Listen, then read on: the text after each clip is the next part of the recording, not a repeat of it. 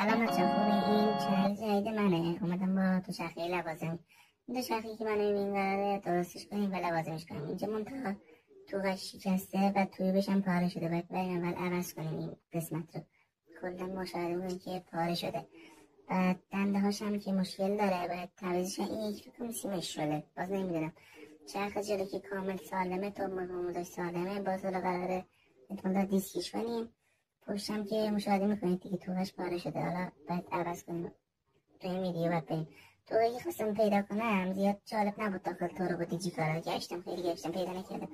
ولی آخر یه جایی پیدا کردم، رفتم با قیمت خوبم گفتش، ولی منتها نذاش فیلم لایو برم. وقت بعد میریم سراغش.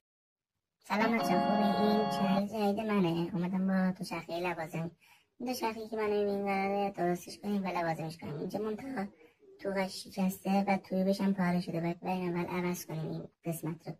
کلا مشاهده بودیم که پاره شده. بعد دنده هاشم که مشکل داره، باید تعویضش. این یک رو سیمش شده، باز نمیدونم. چرخ جلو که کامل سالمه، تو موضوع سالمه، باز حالا قراره احتمالا دیسکش کنیم. پشتم که مشاهده میکنید دیگه توقش پاره شده. حالا باید عوض کنیم. تو این ویدیو باید بریم. توقعی که خواستم پیدا کنم زیاد جالب نبود. داخل تو رو با دیجی کارا گشتم، خیلی گشتم پیدا نکردم. ولی آخر یه جایی پیدا کردم، رفتم با قیمت خوبم گفتش، ولی منتها نذاش فیلم لایو برم. وقت بعد میریم سراغش.